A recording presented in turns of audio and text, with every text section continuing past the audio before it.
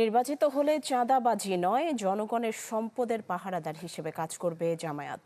বরিশালে নির্বাচনী জনসভায় এই প্রতিশ্রুতি দেন দলটির আমির ডাক্তার শফিকুর রহমান।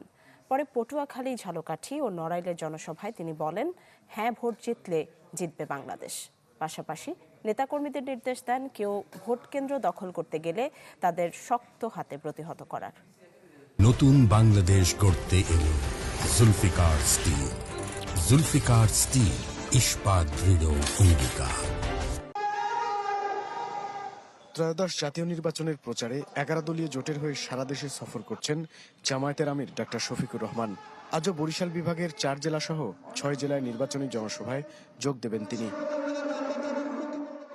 দিনের প্রথম জনসভায় বরিশালের মেহেন্দিগঞ্জে 11 দলীয় নির্বাচনী জোট প্রার্থীদের পরিচয় করিয়ে দেন জামায়াত আমির। ভোট চাওয়ার পাশাপাশি জানান বৈষম্যহীন বাংলাদেশ গড়ার কথা। বলেন, নির্বাচিত হলে চাঁদাবাজি নয়, মানুষের সম্পদের পাহারাদার হিসেবে কাজ করবে জামায়াত।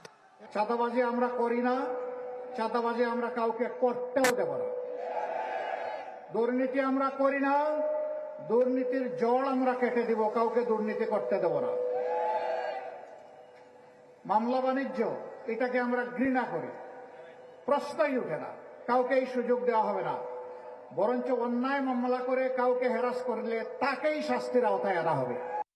পরে পটুয়াখালীর বাউফলের নির্বাচনী জনসভায় ডাক্তার শফিকুর রহমান বলেন, হ্যাঁ, ভোট জিতলে জিতবে বাংলাদেশ। প্রতিশ্রুতি দেন নদী ভাঙন রোধ সহ ঘরে ঘরে উন্নয়ন পৌঁছে দেওয়ার। উন্নয়নের অনেক গুরুত্বপূর্ণ দিক থাকবে, অগ্রাধিকারের মধ্যে একটা বড় অগ্রাধিকার হবে নদী সংস্কার করা। নদী এখন দুঃখ, সেই নদীকে ইনশাল্লাহ পরিণত করতে হবে সম্পদে। দিনের তৃতীয় জনসভা ঝালকাঠিতে নেতাকর্মীদের নির্দেশ দেন, কেউ ভোট কেন্দ্র দখল করতে গেলে তাদের শক্ত হাতে প্রতিহতের। যে জায়গাগুলোকে অতীতে বঞ্চিত করা হয়েছে, ওই জায়গাগুলো আগে চিহ্নিত করা হবে। চিহ্নিত করে ওখান থেকে আল্লাহ তৌফিক দিলে উন্নয়ন শুরু হবে। এখানে দেখা হবে না কে প্রধানমন্ত্রী আর কে প্রেসিডেন্ট সাহেব, এখানে দেখা হবে কোন এলাকা সবচেয়ে বেশি ন্যায্যতার ভিত্তিতে তার পাওনার সরকারের কাছে আছে। ঝালকাঠি থেকে নড়াইলে জনসভায় বক্তব্য দেন শফিকুর রহমান।